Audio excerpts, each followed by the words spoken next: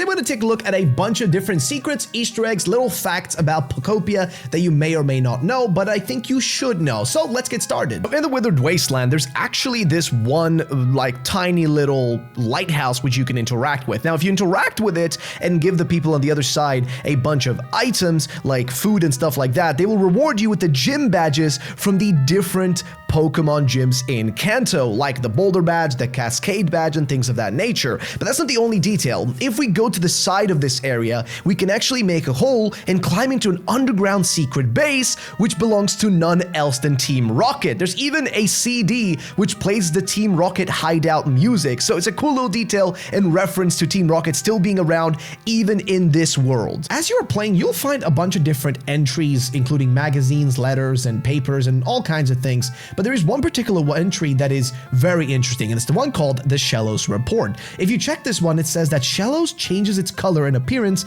based on its diet and the environment it lives in. We are researching day and night in an attempt to create a Tier 4 unknown yellow Shellos, which is interesting because we only know that there's two different colors, the pink and the blue one, but this is trying to imply there's supposed to be a yellow form, which could potentially be hinting that a yellow new Shellos form might be something we can expect in the future, either in Pokopia or potentially inside of Pokemon Winds and Waves as well. Now, you can actually find a very interesting photo in the game, and it's one that shows a picture of two Shellos, which would be fine, but what stands out more is the fact that all the furniture and stuff behind them is yellow. Now, could this be yet another hint of us getting a yellow Shellos in the near future? I mean, perhaps, because everything in the background is literally yellow colored, so maybe we will get, maybe this is them trying to hint it once more. It's like two different references to it in this game, which is kind of crazy. Another interesting detail is that in Pokopia, they actually use a similar, if not the same whiteboard design as the whiteboard that can be seen in Oak's lab in Let's Go Pikachu and Eevee, but they changed some of the actual text on it, as well as a few things like the colors. Like, for example, there is two post-it notes that are in the original one that are both like kind of pinkish, purplish looking, and one that is blue. However, in Pokopia, they changed one of them to yellow, which again, I mean, if you look at the colors of the other two, the pink and blue, that could be the pink Shellos and the blue Shellos, you know. But is the yellow one, again, into reference of the yellow Shellos? I don't know, it's kind of interesting, and it does feel like they're hinting at something. If you head inside of a Pokemon Center, really any Pokemon Center in Pokopia, you can find some interesting stuff, and one of those things would actually be the map. Well, what do I mean? Well, basically, this map right here. You see, this is the map of the Kanto region. Yep, I maybe didn't notice that at first either, but that's because it's upside down. Yeah, that's the upside down map of the Kanto region. Again, we know that this entire place is based around Kanto, so it's kind of cool, but it's funny that they did it upside down, maybe specifically to kind of confuse us, but yeah, kind of a cool little detail. It's just randomly inside of here, which is pretty awesome. Now, this poster of Sunflora can be found in the gateways between different areas in Pokopia. Now, it's a version of Sunflora, which looks like it was drawn by like Salvador Dali or something like that. Like, this painting is very strange. But also, it appears inside of another Pokemon game, that being Scarlet and Violet as well, which is kind of a cool reference. It could also be a reference to the weird-looking cut Pokemon from Ruby and Sapphire, according to a user on Twitter called PokeGeek. So, could be that's what they're referencing, I don't really know, but it's kind of a cool little thing that you can find. And speaking of gateways, you may have noticed that there are these gateways that take you between different areas in Pokopia, but these are actually based on the same gateways that you have to pass through in Pokemon Red, Blue, Green, Yellow, Fire Red, Leaf Green, Gold, Silver, Crystal, I think also in Let's Go Pikachu and Eevee. So yeah, it's kind of a cool little reference to them, the fact that it's still here, and given the fact that we are essentially in a post-apocalyptic Kanto, it is even more fun. And I've already mentioned it before, but another detail about the gateways is that there's actually a randomly spawning chance of posters that can appear inside of here, and one of those posters is of Luminion, which is cool and all, but what's even cooler is that similarly, that poster actually can appear in Scarlet and Violet, and also that the artwork in the poster is looking exactly like the underwater dive sections from the trailer of Pokemon Winds and Waves. So it's a cool Easter egg reference to the Gen 10 Winds and Waves entries. You probably have talked to DJ Rotom by now and given him CDs, but did you know that every single one of the CDs is actually a reference to music from previous Pokemon games? But it doesn't end there. Here's another cool little detail, which is that if you actually look at the, like, CDs themselves, they have the color corresponding to the game that they are from, which is such a small but unique little detail that you can easily overlook, but that really stands out once you see it. if you detach your Joy-Cons, you can actually play the game using the mouse feature. As you can see, you can actually move around the Joy-Con like it's a mouse or computer mouse, which allows you to place blocks much easier. So if you want to rock smash things, it is much quicker and easier to do. This is kind of cool, but a user on Twitter known as Aki was able to figure out that the max amount of blocks that you can build up into the actual sky is 127 blocks, which is a lot. I don't know how they had the patience to do that, but yeah, apparently you can build up to 127 blocks, which is pretty far up, man. I mean, I don't know why you want to go that far up into the sky, but hey, maybe you want to reach the stars. There are several notes in the game of references and such, and one of these in particular seemingly is a reference to none else than Trainer Red, which is kind of surprising, but basically the message says, or the note says, after decades of requesting interviews with a certain legendary trainer and former champion of the Kanto region, we finally managed to get an exclusive meeting. The photo he wordlessly showed us was a familiar and memorable sight, himself as a smiling young boy surrounded by his Pokemon. To the editing department, FYI, this reporter is personally a huge fan of the former champion, could not stop crying after the interview. So yeah, it seems like to be a reference of Trainer Red, and it looks like my man actually ended up becoming a actual legend in the Pokemon universe, even in the Pokopia world, which is kind of cool. It's kind of fun to see this. It's just very heartwarming, to be honest with you. A really cool discovery by Chocolate Kieran over on Twitter is that there is potentially a reference from Machoke in the game to the movie Step Brothers, where he says, "Hey, nice work picking up those stones. There's so much room for activities now," which is a reference to the movie Step Brothers, where the two main characters change like stuff in their room and do stuff in their room and then exclaim, "There's so much room for activities," which is an entire meme or something along those lines. I haven't seen the movie in a long time, so I don't really recall, but yeah, it's kind of a fun little references. There's actually a few more of those in the game. Spoke a bit about some of the references in this game to trainers and people from the past already, but there is another reference to none else than Gladion. Yeah, Gladion from Sun and Moon. There's a letter that says, "Alola, a new up-and-coming challenger has been attracting a lot of attention at the Battle Royale Dome at Royal Avenue. The challenger's name is Gladion, and within a single day of his arrival, he and his type Null won a Master Rank match. Is there anyone out there who can defeat him? Keep eyes out on the Battle Royale Dome to find out." Also, again, another cool reference to a character from the past. And when you find this entry, you even get Gladion's hair, like a style of hair that looks like Gladion's, which is just awesome. Like, it's such a cool thing in this game. So some of you may or may not recall that there was this old man back in Vermilion City in, well, really any of the Kanto games who kept saying that, "I'm having my Pokemon use bulldoze to prepare the site so I can build something here." And it was this old man with a mat shop, and he would always stand at this one patch of grass that was sort of just empty and he had nothing going on there. However, if you go over to Bleak Beach in Pokopia, which is of course what's based on Vermilion City, and you go to one of these like lighthouses, if you walk to it, there is actually a specific note, and this note says, "We managed to track down the renowned Kenzo, owner of the largest building in the area, for a special interview." He then says, "My family has dreamed of constructing a building here for generations," said tearful Kenzo, with Machamp by his side. Machamp had also helped with the construction. Yeah, this could be a direct reference to none else than that same exact man. And they even talk about the read on the interview covering this is about 4.5 hours, which is kind of crazy. So it looks like they finally, even though they gave us no answers about this for such a long time, they finally gave us an answer to what this man was building. It was a giant lighthouse, which is, pretty cool.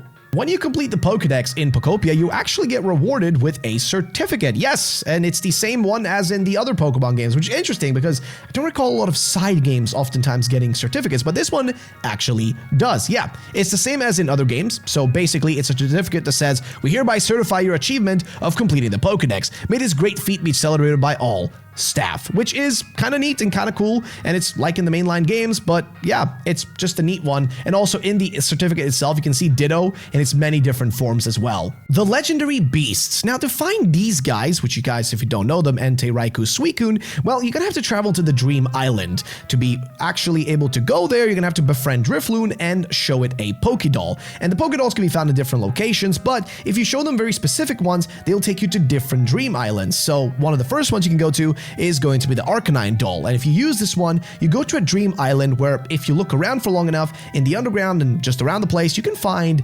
Entei. Now, if you show an Eevee doll, you'll be able to find a Suicune on the island. And then finally, if you show a Pikachu doll, you have a chance of finding Raikou on the Dream Island. Next up, we have the legendary birds. Now, the 3 birds also have a chance on each island for you to actually find their habitats. However, this is kind of funny as the habitats for the legendary birds are freaking huge. Yes, you find objects that literally are the recipes or the actual building blocks for it, the build kits. And the funny part is they're massive. So the only way to actually use them is if you go over to the Pallet Town area and use the very much open space that you have to work with. It's kind of crazy. I'm not going to lie. It's kind of nuts. But yeah, you can actually find the build kits for these things. And like I said, they're huge. They're just massive, just ginormous. But if you do make them, you can make none else than, of course, Articuno, Zapdos, and Moltres appear. All the areas in Pokopia actually are based around different locations in Kanto. And, well, let's take a look at them. So, Withered Wasteland is based on Fuchsia City specifically. You can actually find information talking about Koga, the gym leader,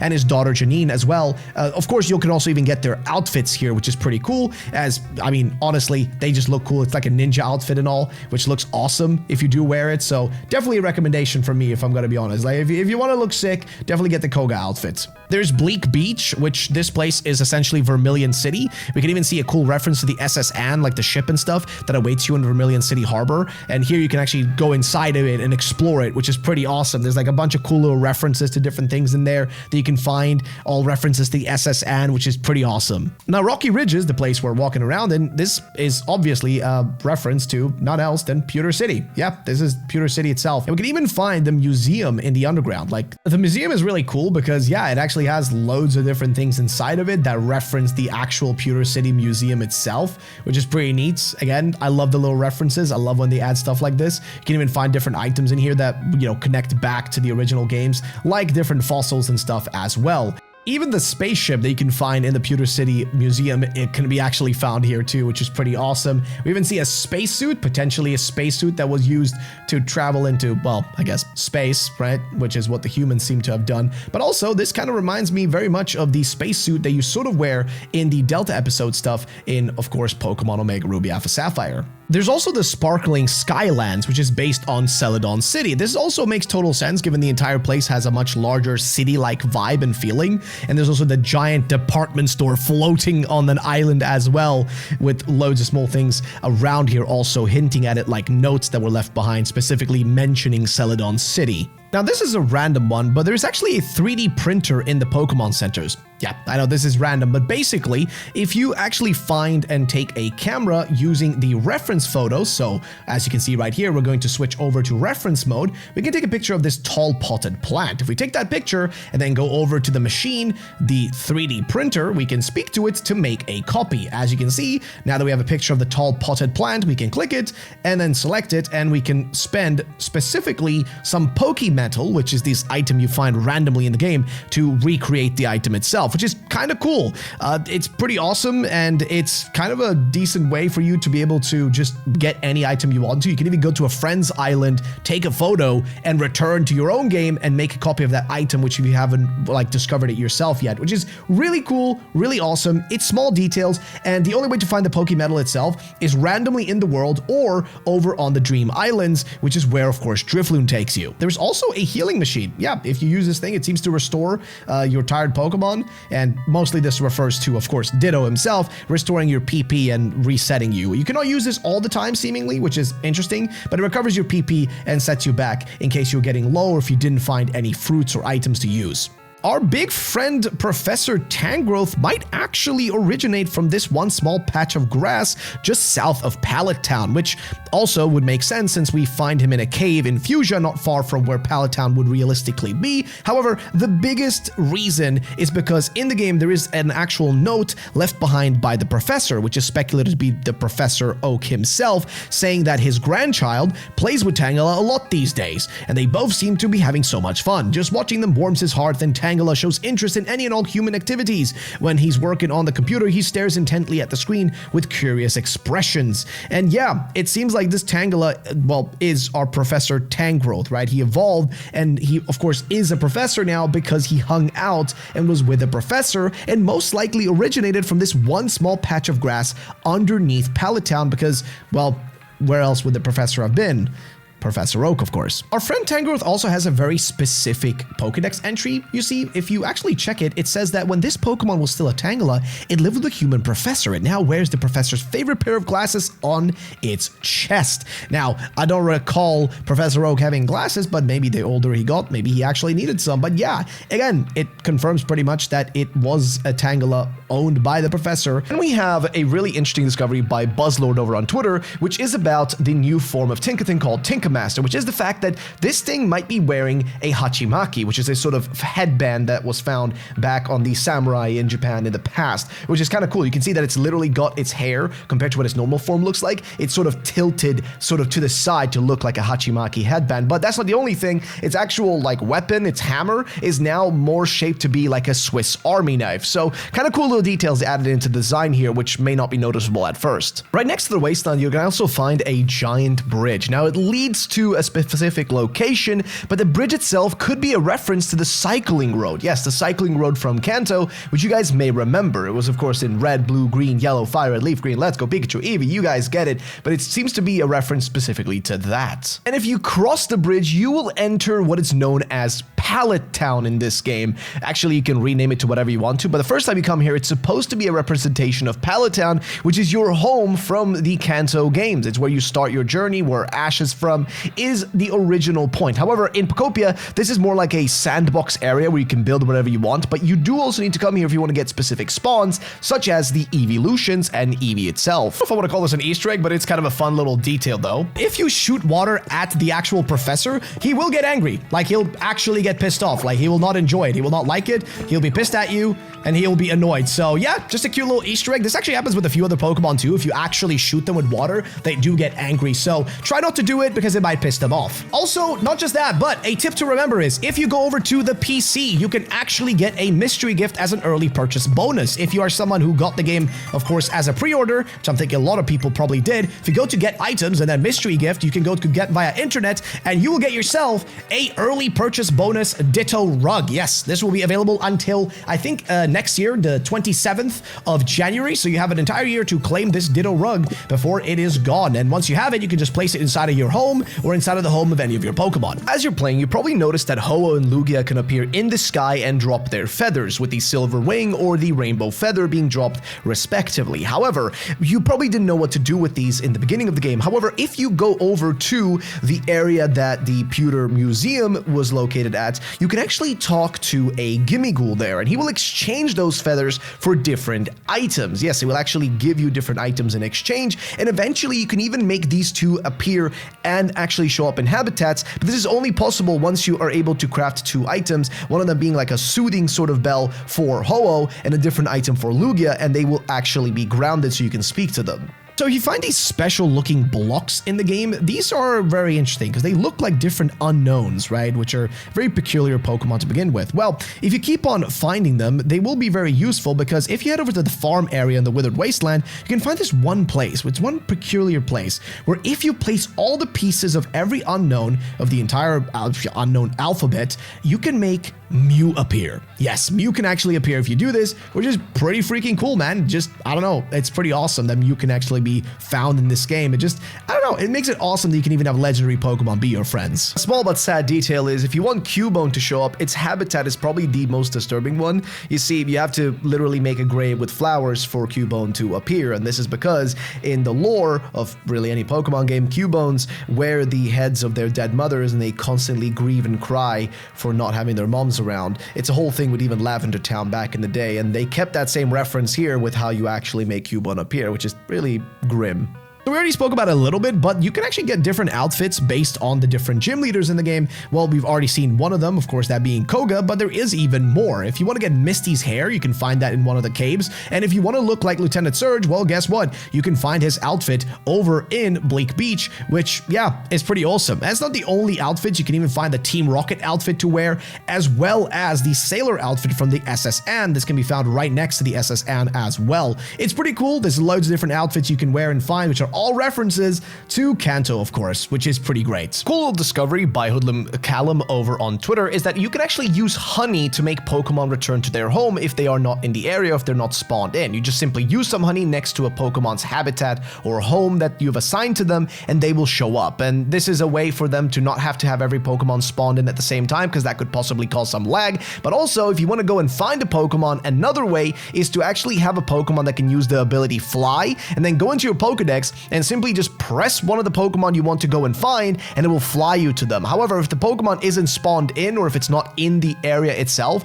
it will not take you to it. But it's just a useful little tool and a cool little detail. Also, spoilers, but by now, if you watched this entire video, you already know that we have a bunch of references in this game that the humans all went to space, and there's a lot of other small details. Even in the ending screen of the game, there are references to space and such, which is really freaking cool, but also kind of depressing if you think about it, which also has the idea of, will we ever get a Pokemon game set literally in space? Because we have a lot of references to it, so it's always a possibility. But yeah. So at the end of Pokopia, this is a big spoiler, the one place where Team Rocket kept asking you to submit resources, well, they actually make a rocket and they make it into space. Like, Team Rocket is actually blasting off, which is kind of funny. But as they're flying out there, we get to see that the humans, they still seem to exist. We also see like a bunch of stars and stuff. Some people have speculated that the stars shining in different colors, rainbow colors, could be a reference to different Miniors. But again, it's really cool and just an awesome way to end the game. That's all. Bye.